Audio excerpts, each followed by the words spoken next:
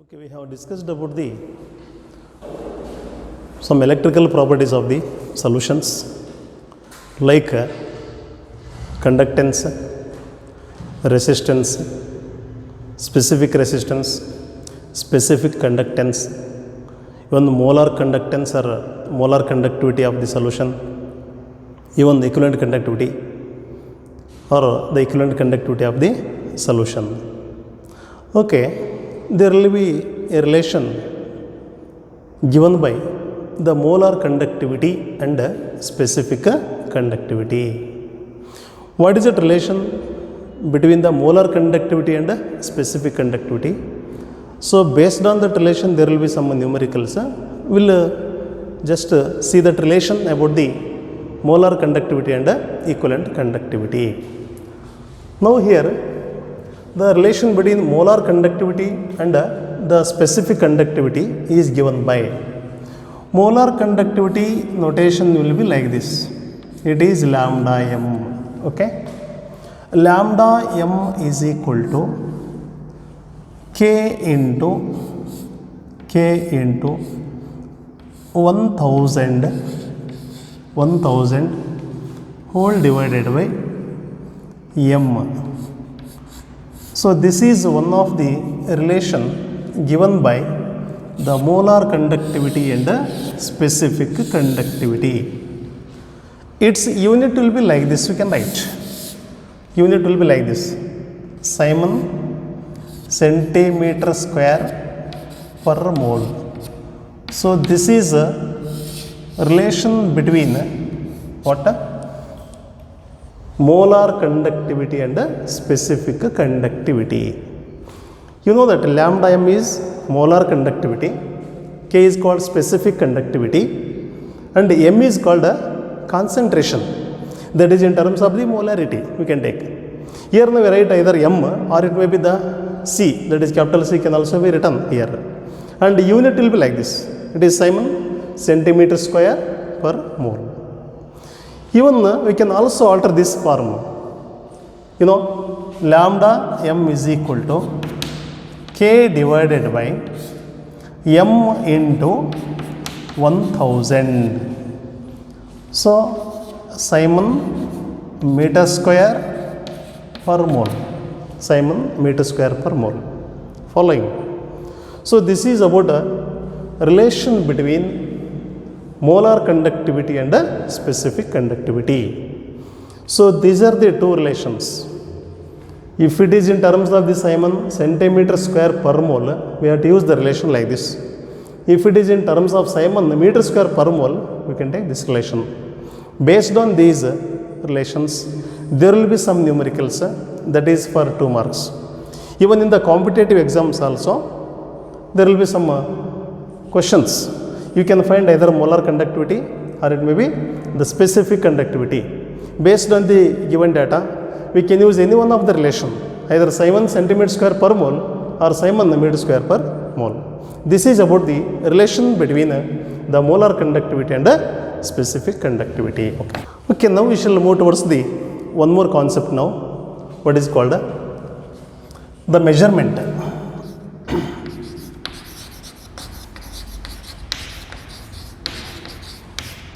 Measurement of conductivity. Measurement of conductivity of ionic solutions. Measurement of conductivity of ionic solutions are also called electrolytic solutions. So how to measure the conductivity of the ionic solutions? How it is possible to measure the conductivity of ionic solutions? So first of all here, there will be some problem to find the conductivity of ionic solutions by passing direct electric current. Why it is difficult to measure the conductivity of ionic solutions? By passing direct electric current. When you pass no direct current, there will be a chances of what now? Electrolysis. Electrolysis means there will be a change takes place in the reaction. Means whenever you pass the electricity directly into the ionic solution or electrolytic solution, there will be some chemical change takes place. That is why it is not possible to measure the measure the conductivity of ionic solutions by direct supply of what? No? The electric current. So that no, this can be solved by means of what? Some 2 points we can understand. How to measure the conductivity of ionic solution means, instead of direct current, we have to supply alternating current. We have to supply alternating current. So first point will be solved now. And here now, in order to measure ionic conductivity of the ionic solutions, in order to measure the conductivity of ionic solutions, we have to prepare what? No? The specially designed conductivity cells. Because here no, these ionic solutions cannot be directly connected to the Wheatstone's bridge, because we have to measure the resistance of the solution and then conductance of the solution. So these solutions cannot be directly connected to the Wheatstone's bridge like other solids. Therefore, we have to prepare what? No? The conductivity cell. So the specially prepared conductivity cells are available. By using these conductivity cells, we can measure the conductivity of ionic solutions. So first of all, what is that conductivity cell?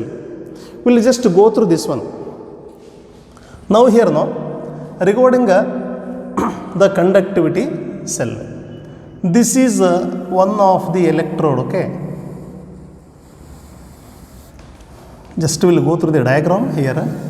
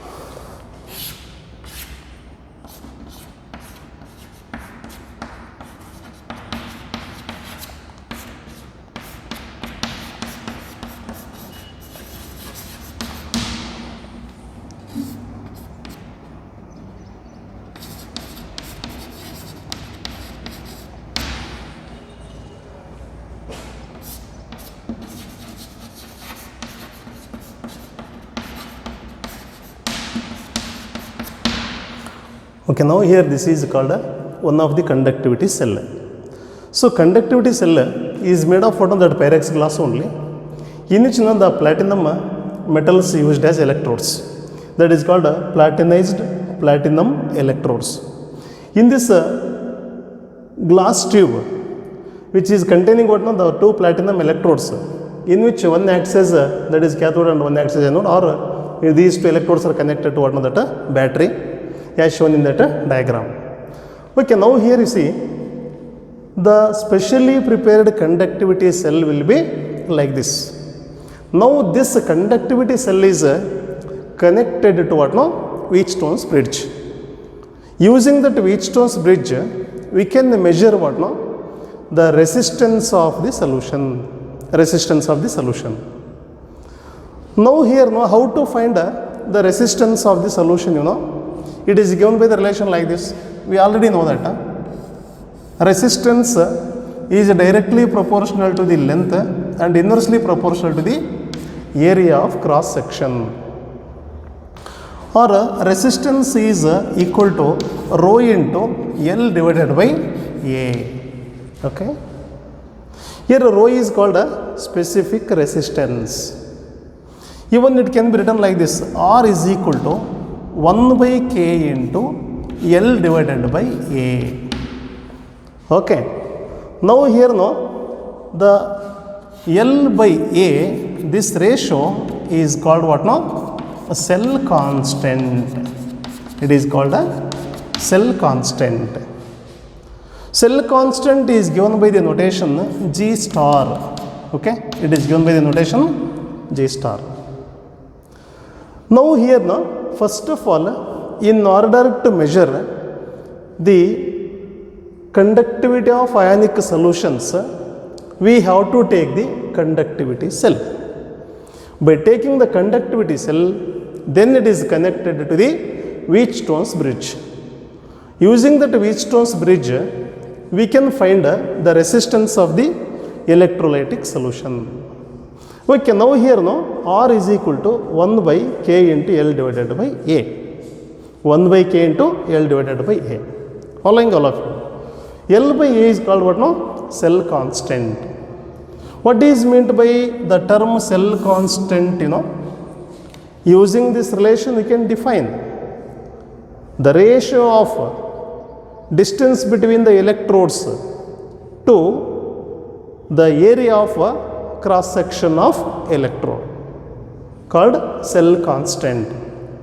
Sometime there will be one more question, that is define cell constant. The ratio of distance between the electrodes to the area of cross section of the electrode, called cell constant. Okay, now here cell constant relation is given by like this, that is L divided by A. L is called what? Distance between the electrodes, and capital A is called area of the cross section of the electrodes. Now this is the relation, you know that R is equal to 1 by K into L divided by A. R is equal to 1 by K into L divided by A. What is R is called? Resistance of the solution. K is called conductance of the solution. L is called length, distance between the electrodes, and A is called area of the cross section of electrodes. Okay. Now here, what is the conductivity of the ionic solution? In order to measure the cell constant of the, in order to determine the cell constant, we should know what is the specific conductivity of the solution. Usually the potassium chloride solution is preferred to measure what now? That cell constant. In order to measure the cell constant, so how to get the specific conductivity? The specific conductivity of the solution, that is ionic solution, usually KCl solution is preferred. Okay, now here regarding this one, which one? That measurement of the conductivity of ionic solutions, we have to follow some 2 steps here. First of all, you should know that now. What is the conductivity cell? Why it is used? Here why we are using the conductivity cell means direct current should not supply to the electrolytic solution. Otherwise, the solution may undergo chemical change. Now, that is not the proper method of the measurement of the conductivity of ionic solutions. So, hence, we have to take the specially prepared conductivity cell. This is one of the type of the conductivity cell. Here, this is what is called, that is a Pyrex glass. This is a Pyrex glass. This glass tube in which that platinized platinum electrodes are sealed as shown in that diagram. These two electrodes are connected to the Wheatstone's bridge, and then we can measure the resistance of the solution, and then we can measure what no the conductivity of that solution by using the value of the cell constant.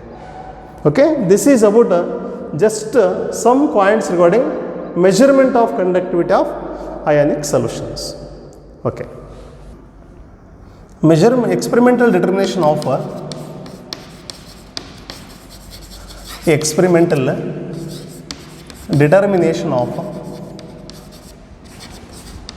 experimental determination of conductivity.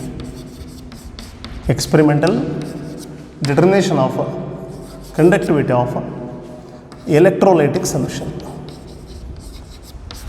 Electrolytic solution. Experimental determination of conductivity of electrolytic solution. We have already just studied about the measurement of the conductivity of ionic solution. Now, what is it? Experimental determination of conductivity of electrolytic solution or ionic solution. Both are same only. Ionic solution or electrolytic solution. It involves what no? The two steps. What are these two steps? First one, we have to take what no? That is determination of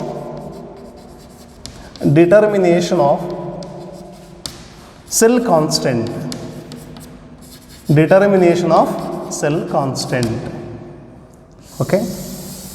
Cell constant, it is G star only, indicated by the notation G star. Determination of cell constant. How to determine the cell constant? First of all, we know the relation given by this. What is it? G star is equal to R into K. Okay, G star is equal to R into K. What is that G star? Here cell constant. R is called resistance of the solution, and K is called specific conductivity of the solution. Okay. Now, first of all, we have to calculate or we have to determine the cell constant. How to find the cell constant? Now, we will study according to what that diagram. What is it?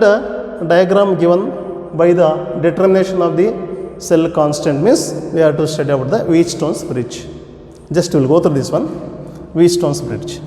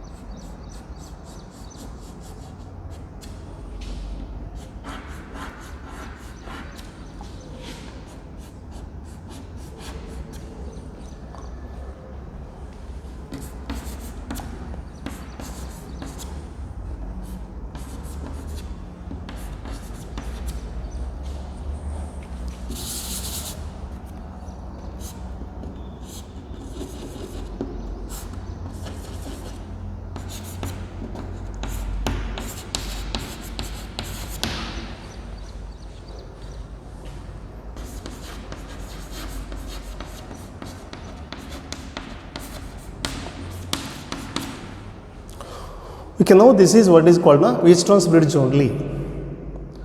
In this Wheatstone's bridge, there will be resistances R1, R2, R3, R4. And here, the AC source is also connected to that resistances as shown in that diagram.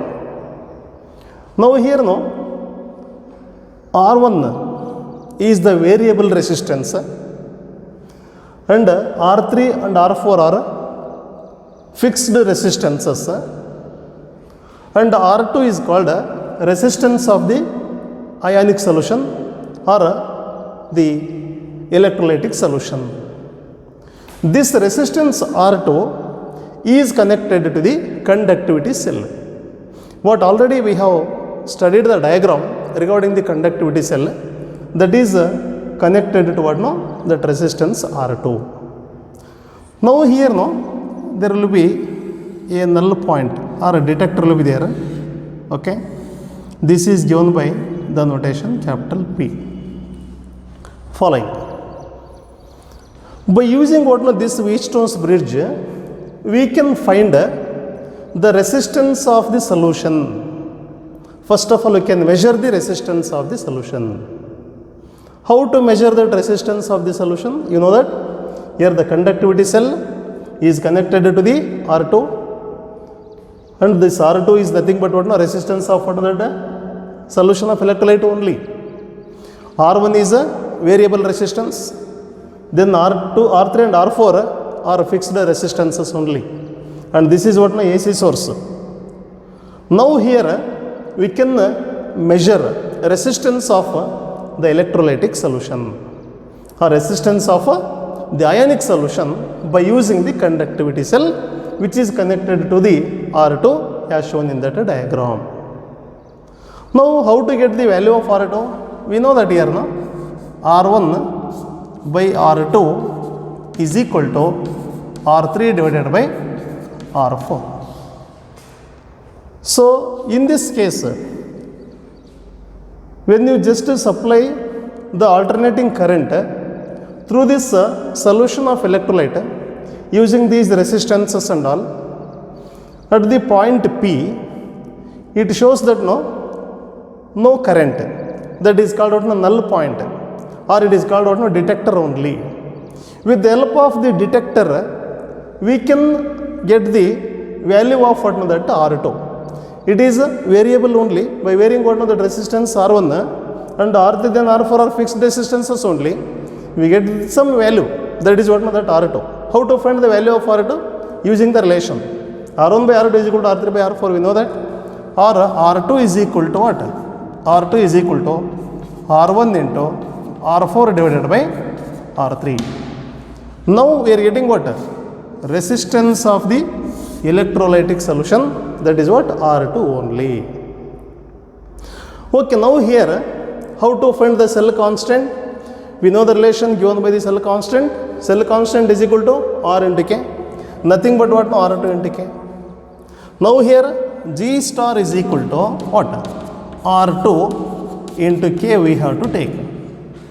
What is that K is called? It is a specific conductivity of any known solution. Like what usually we prefer that potassium chloride solution. By knowing the value of R2, by knowing the specific conductivity, we get what? The cell constant G star. So this is what the first step during the determination of conductivity of electrolytic solution, that is determination of the cell constant. Following all of you, how to find the cell constant? First of all, the conductivity cell is connected to what? The resistance R2. Now you know that here according to the diagram or as shown in the diagram, R1 is a variable resistance, R3 and R4 are fixed resistances only, and here the AC source is supplied to the electrolytic solution, and there will be what is that the P in the diagram, it is called what? Detector only. In the detector we can find what is that the null point, or no current is supplied, that can be understood by means of the detector only. Then we calculate what is the value of the resistance of the solution by using the relation R1 by R2 is equal to R3 by R4. R2 is equal to R1 into R4 by R3. Now here according to the relation given by the cell constant, what is it? G star is equal to resistance of the solution into specific conductivity.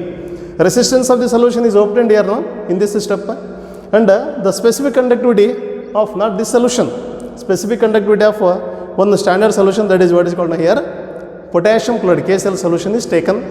Value of the specific conductivity of the KCl into the resistance of the solution, that gives what no cell constant. This is the first step during the experimental determination of the conductivity of the electrolytic solution. Okay, now we will just move towards the second step. Or what is the second step here? First one we know that is determination of the cell constant using this diagram. What is the second one? That is determination of conductivity. Determination of conductivity of the given electrolytic solution. Conductivity of the given electrolytic solution. Given electrolytic solution. So given electrolytic solution means, so for which solution we have to find the conductivity of electrolytic solution, that is called what, a given solution only. Okay, now here how to find that conductivity of the given electrolytic solution? The same relation we can use. We already know that. We know that G star is equal to what? R2 into K only. Now we have to find what? Conductivity, nothing but specific conductivity of the given electrolytic solution. You take the relation in this manner. K is equal to, now what we are getting? G star divided by what? R2. K is equal to G star by R2. G star is obtained here now. By using the standard potassium chloride solution, we can find what are the G star in the first step itself. This is what now? Determination of the cell constant. Cell constant is equal to what? R2 into K. R2 is resistance of the given electrolytic solution. K is called a specific conductivity of the standard solution, that is KCl. Using the relation, we can find the G star. And now we are getting what now? That R2, this is what is called now R2. How we are getting the R2? R2 is what is it? It is a resistance of the given electrolytic solution. What is the resistance of the given electrolytic solution here now? G star is equal to R2 into K. Now K is equal to G star divided by R2 we can take. R2 is the resistance of the given electrolytic solution. It is a cell constant we find in the first step itself, and we can find finally what is it now? Specific conductivity of the given electrolytic solution. So this is about what is it? Experimental determination of conductivity of electrolytic solution. First step is determination of the cell constant, and second step is what now? Determination of the conductivity of given electrolytic solution. You understand carefully. In the first step we have to take what now? Wheatstone's bridge. In the Wheatstone's bridge there will be R1, R2, R3 and R4. R1 is what? It is the variable resistance. R3 and R4 are what? Fixed resistances. What is that R2? It is the resistance of the given electrolytic solution. And here now this is what is called the null point, that is a detector only. So when alternating current is passed into the electrolytic solution using these resistances, at one particular moment the null point will be detected. So that we have to take what now? The value of the R2. How to get the value of R2? We know the value of R3, we know the value of R1 and we know the value of R4. R2 is equal to R1 R4 by R3 if we take, we get what now? Resistance of the solution. By using the resistance of the solution and knowing the conductivity of one of the standard solution, we get what now? Cell constant. By knowing the cell constant, that is in the second step, what is the resistance of the solution, we get what now? The specific conductivity or conductance of the solution, that is given electrolytic solution. So in this way we can find or we can determine what now? The experimentally we can determine the conductivity of electrolytic solution. Variation of conductivity with concentration. Variation of conductivity with concentration. We studied about the measurement of the conductivity of the electrolytic solution using what that Wheatstone's bridge and all. Now here we can study about the variation of conductivity with concentration. How the conductivity of the ionic solution or electrolytic solution vary with the concentration. So now here specific conductivity means what? It is a conductivity of a solution of 1 unit length and 1 meter square area of cross section. It is the conductivity of what? 1 meter cube of a solution, you can say, or the conductivity of what now? 1 meter length and 1 meter area of cross section. That is called what? Specific conductivity. Okay, now here how it vary with the concentration. Suppose if you dilute the solution, if you dilute the given electrolytic solution, what happens? The number of ions present per unit volume, that will be decreasing. As number of ions per unit volume decreases on the dilution, if you dilute, what happens? Volume of the solution will be increasing. Then the number of ions per unit volume will be decreasing. Therefore, the specific conductivity or the conductivity of a solution decreases with dilution. The specific conductivity of the solution decreases with dilution because the number of ions per unit volume decreases. Following. In case of the variation of the conductivity with concentration, usually this kind of the questions now will be appearing in the competitive exams. How it varies? Which one? Specific conductivity or conductivity? Both are same. Conductivity varies with the concentration. It increases or decreases with the dilution. That is what you should know that here. Always the specific conductivity decreases with the dilution because the number of ions decreasing with increase in the dilution. Okay, next, second point, we will go to that one. Variation of molar conductivity.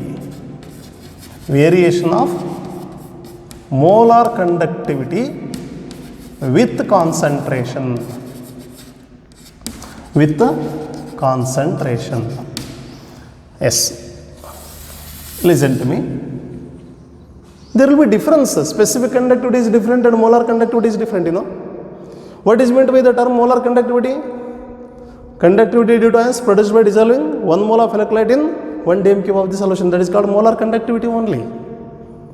Then what is the effect of the dilution in case of that molar conductivity?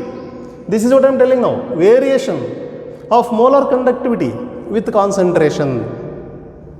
Here in the case of specific conductivity, that decreases with the concentration. Here molar conductivity.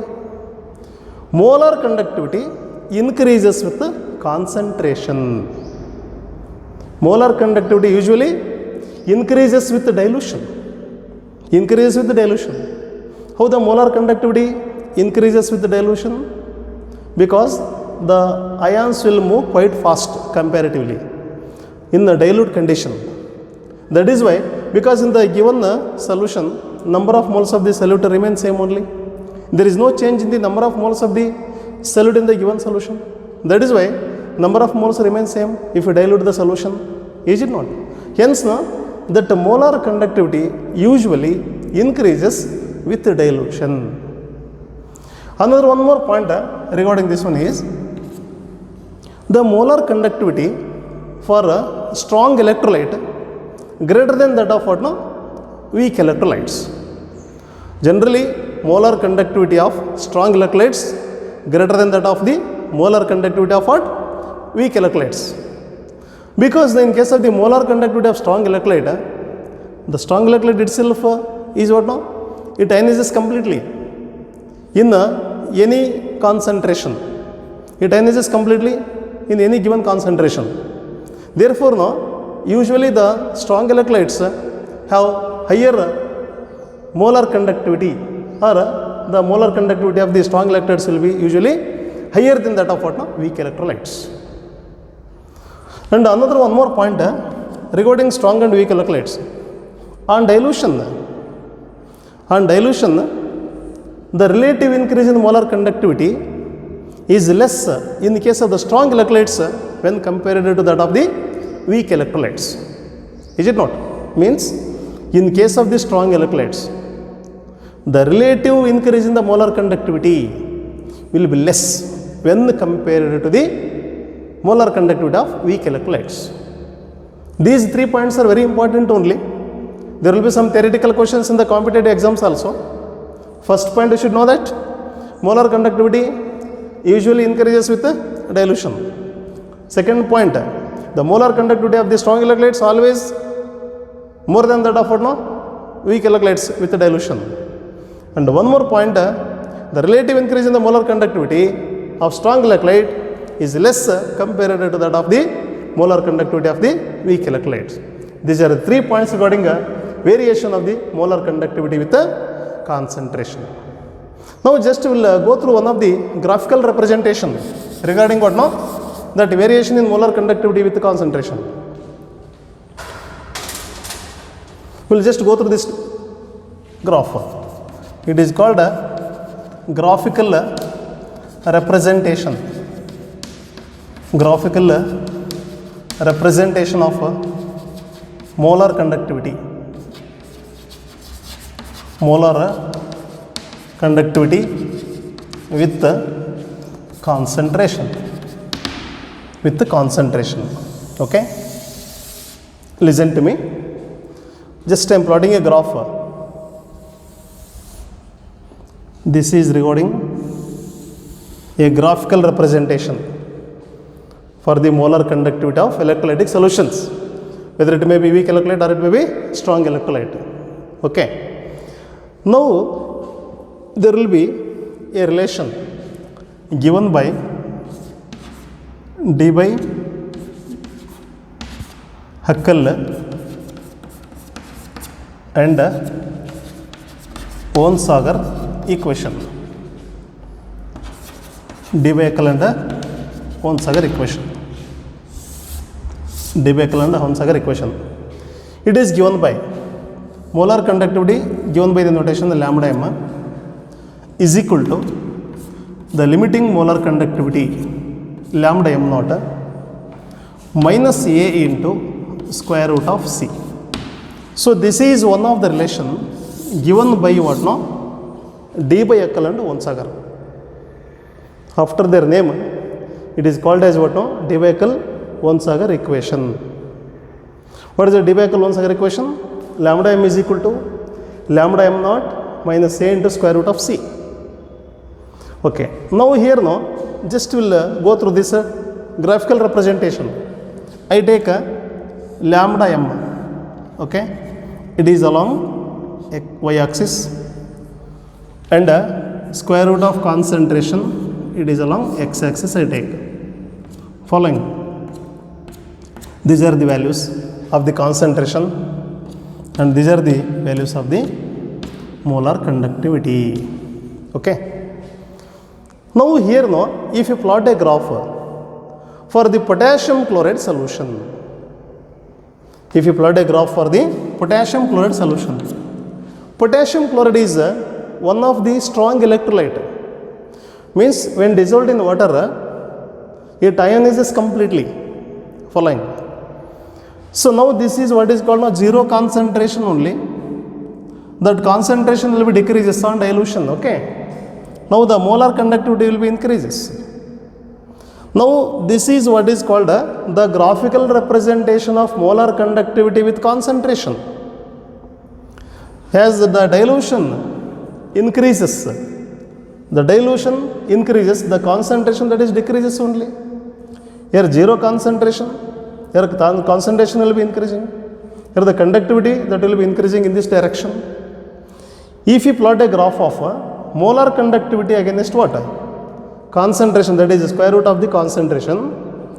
For strong electrolyte KCl, we get the nature of the graph like this. This is the nature of the graph for any strong electrolyte.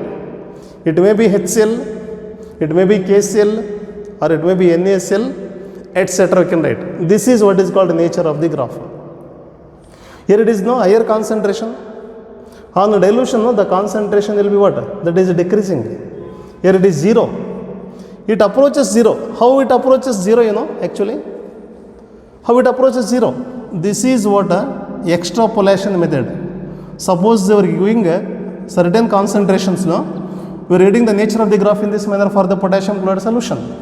And by means of extrapolating the graph, we can understand the value here. This is what is called limiting molar conductivity. It is given by the notation lambda m. This value is what is called limiting molar conductivity of the potassium chloride solution. Limiting molar conductivity means what now? Molar conductivity of the given electrolytic solution at infinite dilution. That is called limiting molar conductivity. Is it not? Molar conductivity of an electrolytic solution at infinite dilution. That is called what? Limiting molar conductivity. So, for the strong electrolytes, it is possible to find the limiting molar conductivity by just extrapolating the graph. Means, by extrapolating the graph in this manner, if we just extend the graph, it approaches what? Zero concentration. Now it is called a limiting molar conductivity. So for strong electrolytes, we are getting what? That straight line in this manner. At the same time, by means of extrapolating the graph, we can get the limiting molar conductivity of the strong electrolytes. For the same thing, if you just repeat now, for weak electrolytes like CH3COOH, acetic acid is one of the weak electrolyte only. For this weak electrolyte, if you plot a graph of lambda m against the square root of C, what are you getting the nature of the graph, you know? So this is what is at nature of the graph we are getting. For what? For a weak electrolyte.